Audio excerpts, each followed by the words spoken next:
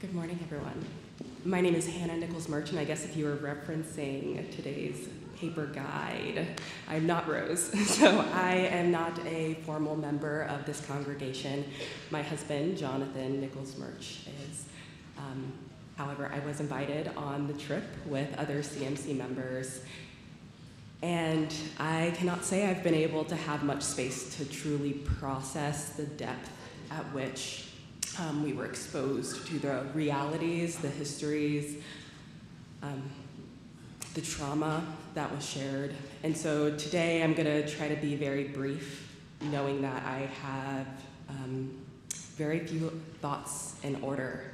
I called my sister last evening trying to come up with a good starting point, and we were both stuck in the silence of what do we do, how to make our story available, and the story we're still trying to understand better. I brought with me a couple of names: David Walker and family, 1908, Hickman, Kentucky; James Nance, Jeff, Alabama; Charlotte Harris, Rockingham, Virginia; Calvin Rick, Cohen County, Georgia; William Wardley, Irondale, Alabama. These were a couple of the names that I had scribed down while we were walking through the Memorial for Peace and Justice, which Ruby had made reference to. I was struck walking through there. It was not my first time on a civil rights tour. I have done one before. Previously, the group that I had gone with was a group of Black students from Eastern Mennonite. I had gone with the Black Student Alliance. And the entire time while I was on the trip with them, I felt loved. I felt like I had a blanket of community around me the entire time. And what was most challenging, I think, over the course of this trip was the amount of loneliness that I felt. Not because the group had isolated me, but because I would enter spaces with other people of color, and they would come up to me and ask, how did I end up here with these people? And for me, it felt like a moment of isolation. I felt immediately wanting to come to defense of the trip, but then at the same time, immediately wanting to be one of them. And so there was this dichotomy. Moving on, I had also transcribed this quote from the Memorial for Peace and Justice. For the hanged and beaten, for the shot, drowned, and burned, for the tortured, tormented, and terrorized, for those abandoned by the rule of law, we will remember. With hope, because hopelessness is the enemy of justice. With courage, because peace requires bravery. With persistence, because justice is a constant struggle. I sat down and read through this quote over and over again, struggling with some of the language. When I read abandoned by the law, I struggled with trying to figure out when the law was for them. When was the opportunity to abandon someone when you weren't ever actually thought of when the law was being created? As an equal, I mean. When reading hopelessness, I was struck because how can you not feel hopeless? Where does the hope come when you're constantly being put in situations to speak to your dignity and trying to relinquish the weight and burden of being born as a person of color? When I think about the term peace, I get frustrated because I feel like a lot of people, color, myself included, are forced to speak in a certain way that is palatable, have these notes of peacefulness in order to be available.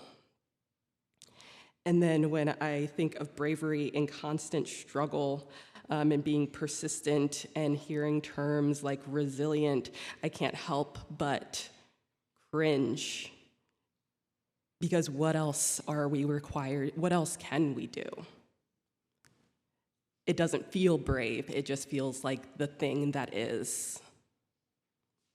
And so the magnitude of this trip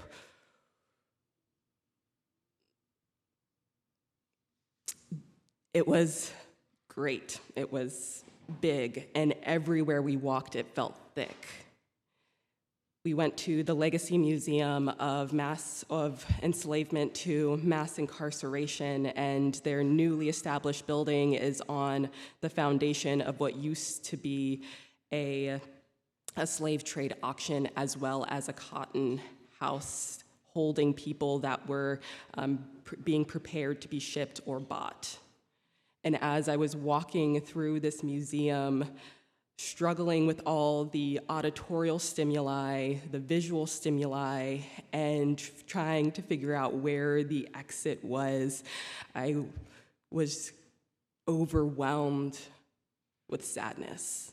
I felt like I was moving through a sea of tears, thinking about almost hearing the actual cries of people being pried away from their grandparents, parents, children being taken with no regard.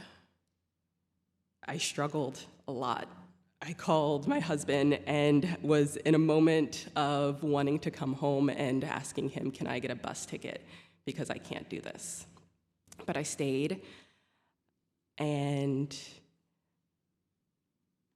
I am trying to figure out what to do with it all. I don't know if there's anything to do with it all. I feel like there is this requirement to process, and I don't even know where to begin. I had a moment to speak with my dad briefly, and all he could say was, oh. We have this great awareness in our household. From a very young age, my dad was making us aware of post-traumatic slave syndrome, talking about why he might refer to us in a certain way or why my grandparents might act the way that they do, and that it is all embedded inside of our beings. It's not something we can escape, it's who we are, this trauma. And we were challenged throughout the trip to be thinking of ways, or to be thinking of the complexity of trauma. Why might it take so long to heal from traumatic events? And while we were asking those questions, I couldn't help but think, are these the right questions to be asking? Who are we to be asking about the time in which one processes their trauma?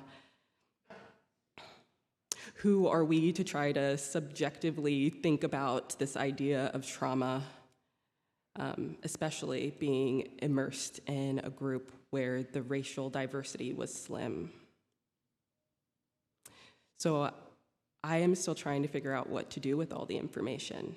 I'm trying to figure out what to do with my deep history connected to this. So it was,